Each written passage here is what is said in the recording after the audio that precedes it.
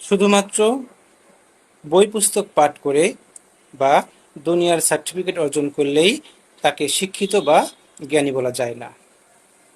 তদ্রূপ শুধুমাত্র পোশাকের দ্বারা, সৌন্দর্যের দ্বারা ভদ্র ও নম্র হলেই তাকে চরিত্রবান বলা যায় না।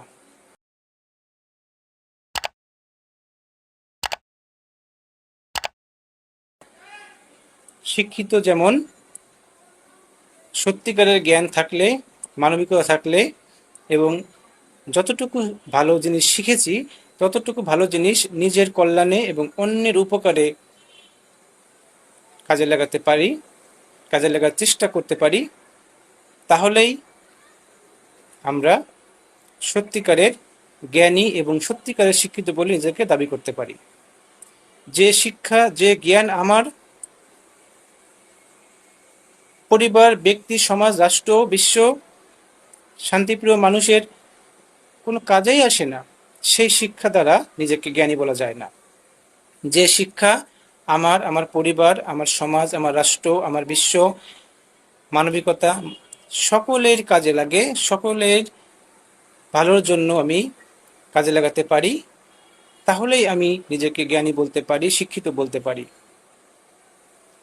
তদ্রূপ আমি যেমন ভালো পোশাক পরে আমার সৌন্দর্য প্রকাশ করার মাধ্যমে নিজেকে ভদ্র নম্র দাবি করছি, কিন্তু আমার ভিতরের চরিত্রগত দিকগুলো যদি সৌন্দর্য না হয়, যদি পবিত্র না থাকে, তাহলে আমি কখনোই মন থেকে, বিবেক থেকে নিজেকে পবিত্র, ধার্মিক বলতে পারি না। আসুন আমরা সকলে পোশাকের দ্বারা, সৌন্দর্যের দ্বারা যেরকম নিজেকে চরিত্রবান দাবি করব, সেরকম সমাজের উপকারের মাধ্যমে, মানুষের উপকারের মাধ্যমে, বিশ্ববাসীর উপকারের মাধ্যমে নিজেদেরকে জ্ঞানী হিসেবে গড়ে তুলব এবং যতটুকু জ্ঞান অর্জন করব ততটুকু কাজে লাগাবো। তাহলে আমরা সত্যিকারের মানুষ হিসেবে প্রতিষ্ঠিত হতে পারবো এবং সমাজের কাজে লাগার ক্ষেত্রে আমাদের গ্রহণযোগ্যতা সকলের কাছে ফুটে উঠবে।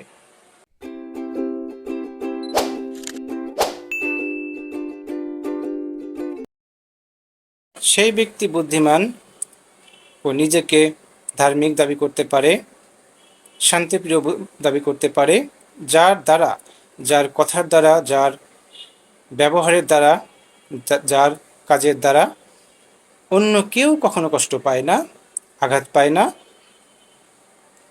হতাশায় ডুবে যাওয়ার চেষ্টাও করে না, সর্বদা নিজের প্রতি বিশ্বাস রাখে, অন্যের উপকার করে এবং পৃথিবীতে শান্তি বিরাজ করতে পারে সেই পরিবেশ সৃষ্টিতে চেষ্টা করে। এমন মানুষই হচ্ছে সর্বশ্রেষ্ঠ মানুষ, শান্তিপ্রিয় মানুষ আমরা তাদেরকে বলতে পারি। আসুন আমরা সকলেই তাদের সাথে অংশীদার হই, শান্তিতে বসবাস করি, সকলে একসঙ্গে অশান্তি থেকে দূরে থাকি।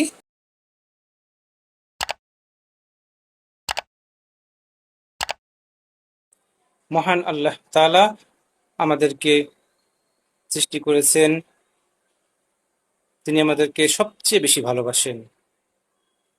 তার যত সৃষ্টি আছে, জিন, ইনসান, ফেরেশতা, নবী, রাসূল, আমাদের পরিবারের পিতা মাতা, সন্তান সন্ততি, যত সৃষ্টি আছে তার সকলের থেকে বেশি ভালোবাসেন মহান আল্লাহ তাআলা, তিনি একমাত্র।